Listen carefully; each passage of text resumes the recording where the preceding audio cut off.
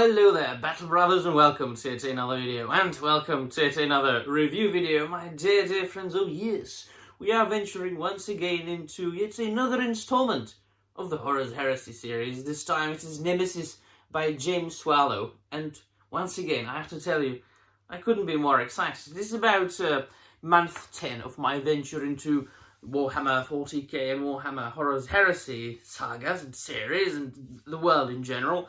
And as I said, I am excited more and more, if it is even possible. I have read throughout those 10 months about, like 25 novels. I'm not even counting short stories or my very brief ventures into the Lexicanum.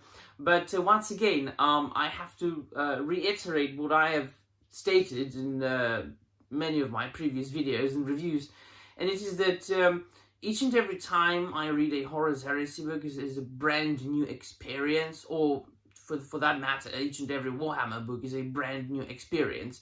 It is, after all, a universe that has been built for decades, and there are so many aspects to it that you might be discovering it for years, and still every day, each and every single day, discover something new. And not only like a factoid, like a fact, an information, a piece of information, but a new aspect to that universe. And so that this one was once again something new, a new experience as far as the Horus Heresy series for me. And I'm not reading those books like in a chronological order as far as the date of publication. I read those novels as I see fit, what I really feel like reading, or what I think that I will need to read and understand before my further reading. So sometimes I feel like reading the struggle between the Space Wolves and the Thousand Suns. So I read Prospero Burns and A Thousand Suns and Prospero Burns. Sometimes I feel like discovering the history of the Fallen, of the Dark Angels Legion. So I read the Descent of Angels and the Fallen Angels and so on and so forth. So now I really felt like moving a little bit further, a little bit like on as far as the narrative itself, the Civil War and Horus's treachery. So I chose the Nemesis, and once again it was a very much different experience. Not only because it wasn't narrated from the point of view of well, it's not really always the case that it is narrated from the point of view of some of the Astartes. Many of these books are narrated from the point of view of like somebody else, from, for example, Astra Militarum or a Remembrancer, and he or she is describing the characters around. But it's really all about the, as we in the Czech Republic would pronounce it in Latin, Officio Assassinorum. That's how we pronounce Latin in Czech. I mean, do what you will in your own languages. I was very much fascinated, not only by how the Officio Assassinorum works in the Horus Heresy like timeline, and seeing the shrouds and the secrecy that it was all enclosed by, and the different groups and the different houses of the assassins and how they worked, and that really at that point of time they really didn't work together as much as like then later, of course, in this book, they had to combine their forces to try to get to Horus and to assassinate him, because so far it had been impossible to even approach him. Of course, as Horus progresses in Galaxy towards Terra, just the loyalists are trying to stop him as much as possible, but he is so much of a powerful character, so much of a war master, that the Imperium is trying to employ all weapons possible and all weapons at their disposal, which of course then it is not a very favorable fact in the eyes of other characters, such as at the beginning Constantine Veldor, or Rogel Dawn, the Primarch of the Imperial Fists. And it is the appearance of such characters that like puts a little bit of spice into all the story. So we are of course dealing with, and now I think a little bit of spoilerish part of this review will come. So should you wish to check this book out, and if you haven't read it yet, please leave now and return back later. We are of course dealing with the different assassins that had to combine their forces, that had to team up to try to get as close to Horus as possible to assassinate him. But also in the middle, in the middle among those chapters, we had some kind of like intermezzos and peeking into the lives and the worldviews of Constantine Valdor, Rogel Dawn, even Horus himself, and Erebus, that bastard. I appreciate that very much, and I appreciate it probably the most, which I think is quite understandable. The not the narrative itself and the underlying story, but of course the actual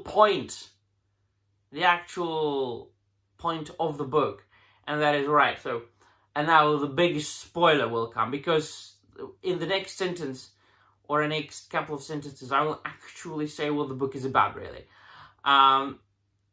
it was very satisfying to read that. Right, so we didn't stop Horus because it's impossible for us. But he can ultimately be defeated only by the Emperor. He protects.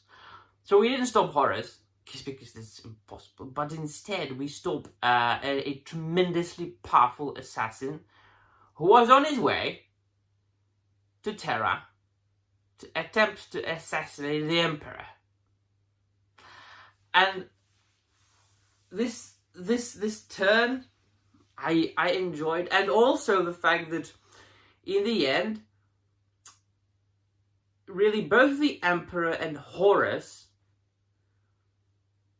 well, of course, like independently on each other, they kind of agreed that, and of course Rogel Dawn as well, that the war of shadows and assassins is not really the way to lead this war. That if we are to engage in this civil war for Terra and the solar system and the galaxy, we are to lead this war in the open, to compare our strengths on the field of battle rather than in the shadows. And that was so bloody awesome, man, because Horus is such a colorful character. He is such an unimaginably fascinating character, in that when I was reading the first 3 volumes, the opening trilogy of the Horus Heresy, like Horus before Heresy, when he was still the Primarch of the Lunar Wolves, he was like one of the most likable characters I've ever read about. Him and his Mournival and his Legion, his Lunar Wolves, and the relationship between him and his Lunar Wolves. Like his loyalty for the Emperor, his love for the Emperor and for the Great Crusade, and for his sons. That was something extraordinary. And then his love for his sons remained, but the transformation then he underwent, of course, and then seeing what he did at Istvan 3, there was a turning point in a character development storyline that like I had never read about before. And still, he continues to be an immensely fascinating character. So even though he only appeared in this book like on maybe all in all on one page, it was still a valuable lesson about Horus. So yeah, as I said, once again, this is definitely worth the read. I definitely enjoy those books that don't even move like the story forward too much, because a lot of the Horus Heresy series, and I dare say that might even be the majority of it, they are either like prequels, what happened before the initial trilogy, or what happened at the time of the initial trilogy but somewhere else. A lot of these books are just like retelling one story but from the point of view of somebody else. And I have had people, before I started reading this series, I have had people telling me like, oh, you don't need to read this, you don't need to read this or that, like all of them, because it just says the same thing and it like tells the story from the point of view of somebody else. And I'm like, and that's bad? No, man, that's awesome. Like, I like, this expanding of the knowledge of this story, and even what came before, and the little fates of like seemingly unimportant characters or minor characters. Like all the remembrances, and the Astra Militarum, and the assassins, and the Astartes, and the Custodes, and the Primarchs, and it's such a vast universe, and it's so fun.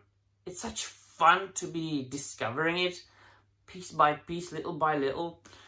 Like, I really don't understand people who only read like Wikipedia entries or Lexicanum entries or just watch lore videos. People like with like seemingly, I don't know, calm voices or educated voices telling, in this video I will explain everything you need to know about Rabud Guillemont. Rabud Guillemont! I always pronounce it. Or, in the next 10 minutes I will tell you everything you need to know about Horus Heresy. And miss out on all the fun? Bugger off, mate! No. I'm reading on. I'm definitely reading all the books. Even those that people say are shite, I'm going to read them. Because it's such fun. Right, so let me know in the comments down below what you think, and that'll be all. Thank you very much for watching. And remember, the Emperor protects.